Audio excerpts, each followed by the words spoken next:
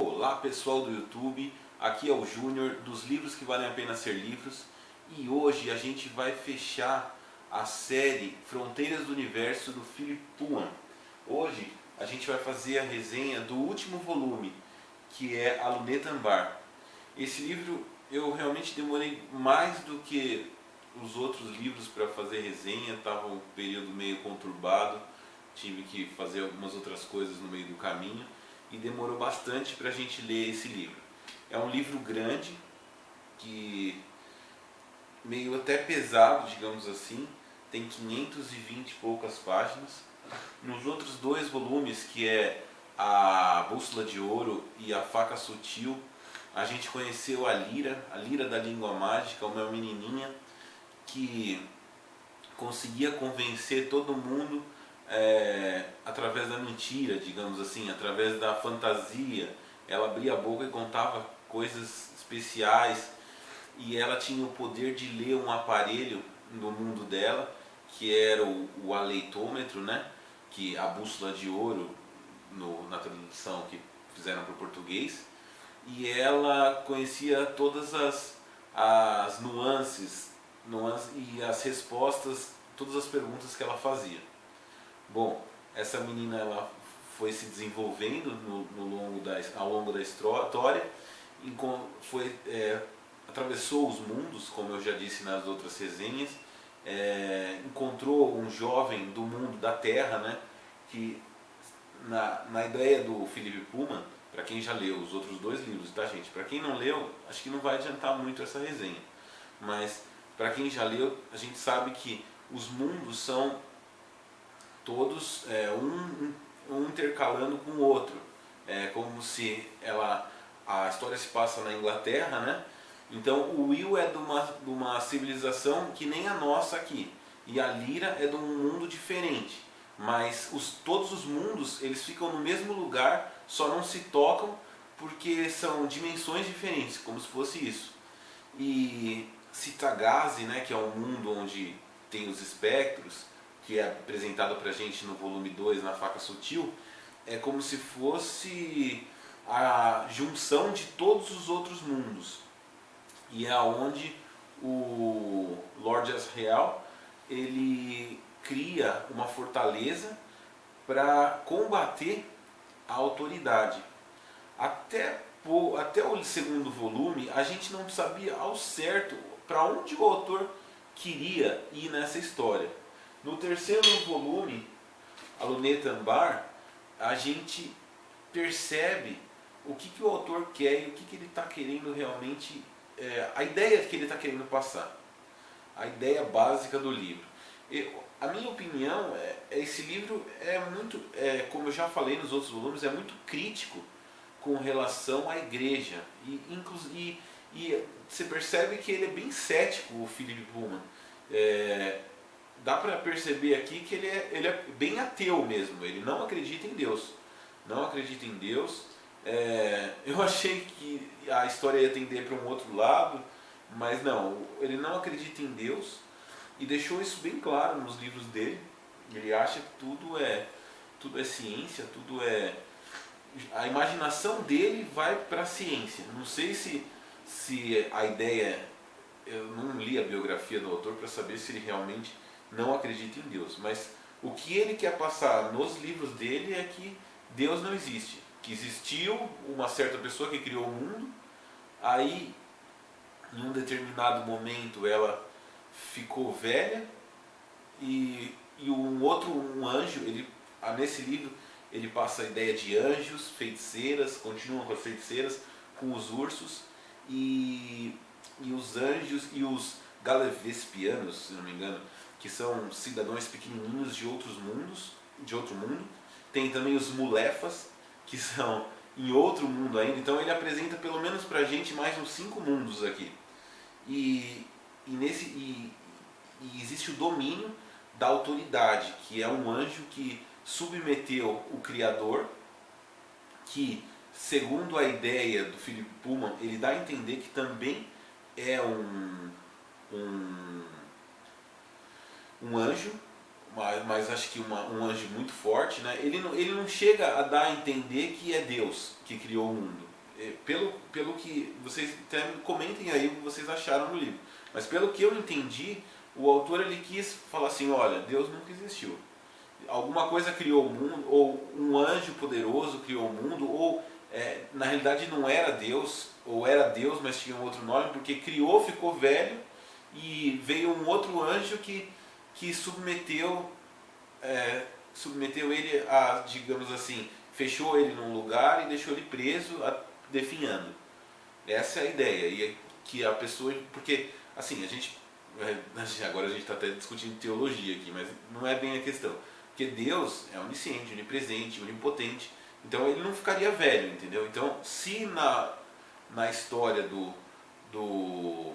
Philip Pullman, Deus ficou velho e que não é Deus, ele não chama de Deus, por isso que eu acho que ele é ateu, ele não acredita em Deus. Então, assim, não existiu, era um anjo e depois foi tomado por outro, um pior que fazia dogmas e controlava as igrejas por todos os mundos. E justamente, voltando à questão do Lord Asriel, ele criou essa fortaleza para combater Deus, Deus não, a autoridade, né, que está no poder, que é um anjo forte, Metatron, se não me engano, e fazer com que o pó continue livre perambulando pelo mundo. O que eu achei ridículo, numa certa parte, porque eu não gosto de contradições, me irrita contradições, né? No final do primeiro livro, o Bússola de Ouro, o Lord Asriel falou para Marisa, para a Sra. Coulter, que ele queria destruir o pó. Aí agora, nesse livro, vem falar que, não, eu queria na realidade deixar o pó vivo. Eu acho que, na minha opinião, o autor deu uma perdida nervosa aí, e ele viu que, acho que não sei se ele tinha consciência de como ele ia escrever, e ele viu que o pó, no final, a tendência do livro dele era para ser uma coisa boa, e aí mudou para querer que o Lord Asriel fizesse digamos, uma ideia de bonzinho. Porque no próprio livro dele, ele quer explicar que as pessoas não são boas ou são ruins, elas não podem ser taxadas. Eu acho até isso uma coisa certa, mas mesmo assim tem a contradição, que as pessoas não podem ser taxadas pelo que elas fazem separadamente, que existe um todo, as pessoas não são rotuladas como más ou boas, elas fazem coisas boas e fazem coisas más, e é isso que as pessoas são singulares dessa forma. Eu concordo com ele que tem muitas pessoas que fazem coisas boas e más, mas a gente fica meio assim, né? Num livro de aventura, um livro de ficção, onde você está torcendo pela nossa amiga Lyra e tal, a gente gosta de ter um pouco mais de rótulos. Eu prefiro. Na vida real a gente sabe que as pessoas são assim, a gente conhece a vida real, mas quando se lê um livro de fantasia, a gente prefere que os personagens não tenham, eu prefiro que os personagens não tenham tantas características assim. O cara traz a Sra. Coulter como uma doente mental nos 2 livros, aí no terceiro livro, como ela é boa, ela mudou pelo amor de sua filha. Então, complicado, né? A mulher queria separar crianças de demons, era uma doente mental, queria destruir o elo de ligação entre a consciência e a alma das crianças, e de várias crianças. Aí quando viu a filha dela, agora eu sou o poço de bondade. Não, e pior, ele ainda quis dizer que a mulher era ruim, mas era boa só pela filha. Então era um egoísta, filho da puta. Mas ele quis dizer que nem sempre é assim. Bom, é verdade. A questão de destruir a autoridade, não, eu acho que ficou meio solta. Que, tudo bem, eles destruíram a autoridade. Para quê? Para que a Lyra ficasse livre no mundo. Porque a Lyra ia... E aqui eu já estou talvez até dando um spoiler. A Lyra era... Mas a gente viu nos 2 primeiros livros. A Lyra era a pessoa da profecia. Porra, que profecia? O que ela fez? No final, ao meu ver, ela não fez nada. Ela foi e tal. Ela deixou... libertou que nem a capa aqui, libertou os mortos do mundo para o pó fluir. Isso ela fez de bom. Mas essa seria a profecia? Não sei. a escolha, a ideia é essa, a escolha. A Lyra tinha que fazer uma escolha no final do livro. A escolha dela baseada. Ela fez uma escolha realmente no final do livro. Mas, uma escolha que, poxa, ela poderia ter escolhido de uma outra forma. E aí é que a gente não pode contar. Vamos fazer o seguinte, vamos terminar aqui e depois a gente discute o final do livro. Então, assim, o livro é muito bem escrito. Existem algumas partes falhas, né, como eu já mesmo comentei. É um bom livro. Eu queria ter tido mais assim aventuras interessantes do Demon da Lyra e do Demon do Will. Não achei que a história do Demon, do Will e da Lyra poderia ter sido mais trabalhada, ao invés de ficar trabalhando aquela história de destruir a autoridade. A história de Deus, ele poderia ter renascido Deus ali, quando o anjo, porque as pessoas começaram a ganhar uma essência de pó quando elas saíam para o mundo e perambulando como pó. Os átomos das pessoas perambulavam. Ele podia ter dado um outro enfoque para a autoridade que criou o mundo. Eu queria que tivesse sido assim. Fiquei com raiva dele ter libertado, destruído aquele conceito como ele fez, entendeu? Mas é um livro legal, valeu a pena muito ler os 3 volumes, gostei pra caramba. Como sempre não, alguns finais dessas últimas séries que eu estou lendo estão me fazendo assim ficar chateados. Eu sou muito do que gosto das coisas acabem do jeito gostoso. Não gosto desses finais trágicos. Então assim, fiquei um pouco irritado com isso. Mas, tirando o fato, eu acabo por aqui dando um conceito bom para os 3 volumes juntos, principalmente para Luneta Ambar. A Luneta Ambar, e só explicando, né, o nome do livro, a Luneta Ambar, a Luneta Ambar meramente é o artefato que a Mary Malone fez para poder ver o pó. Mas que não serviu de nada. Se for pensar direitinho, a Mary Malone conseguia ver o pó e viu o pó saindo pelos buracos que a faca sutil criava. Mas poxa, do que serviu ela ver tudo isso? Porque ela não fez nada. O que a Mary Malone fez? Ela não ajudou em nada. Entendeu? Os benditos dos Mulefos não fizeram nada. Os que eram cavalos triangulares, não, losangulares, né?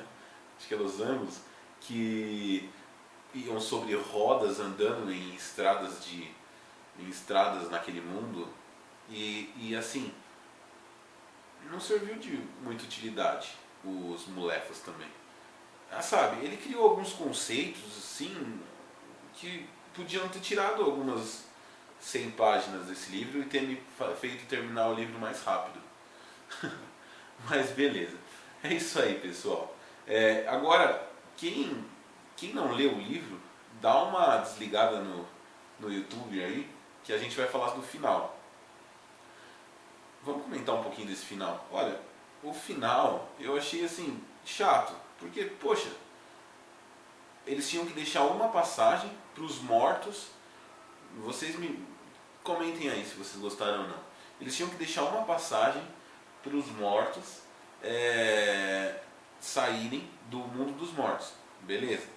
Mas você acha que eles não podiam deixar uma outra passagem para eles? Ah não, uma passagem pode. Pô, ficaram abertos milhares por um monte de tempo. Uma passagem pode deixar, porque as pessoas criam pó.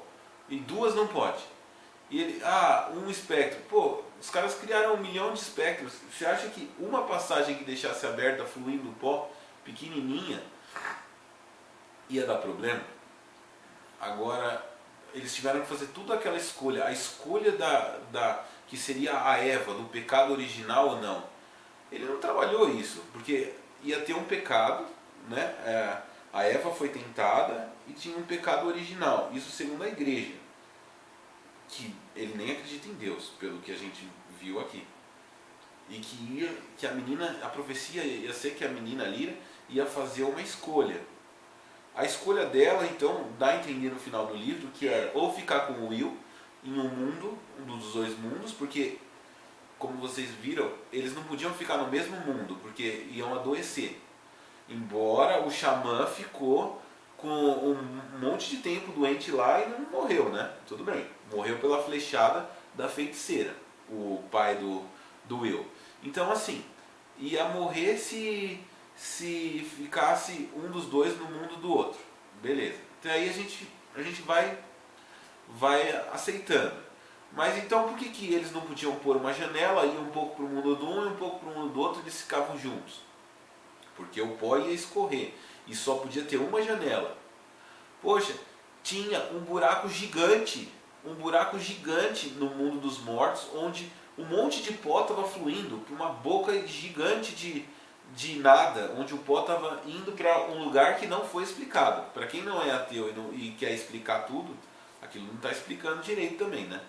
Então, assim, depois tinha um buraco extremo que o Lord Asriel fez no mundo quando ele matou o Roger para criar a fortaleza dele lá. Outra coisa que não explicou em nenhum momento é como o Lord Asriel criou uma fortaleza tão grande. O cara tinha acabado de sair do mundo dele, não conhecia ninguém naquele mundo e criou uma super fortaleza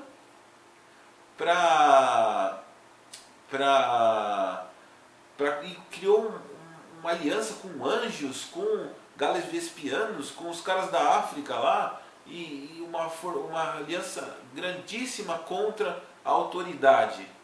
Sabe, o nosso livro partiu de um lugar aqui e veio chegar aqui, onde isso aqui foi um salto gigantesco. Não sei se foi, se realmente ele não transformou uma coisa que podia ser uma coisa legal, fechada, num tum. Mas ele colocou tudo muito assim, né? Tum, tum, tum, tum. E a gente ficou perdido. Falou, nossa, então aqui é isso, pra que isso? Ele tirou os mulefas, não sei da onde. Uma coisa assim.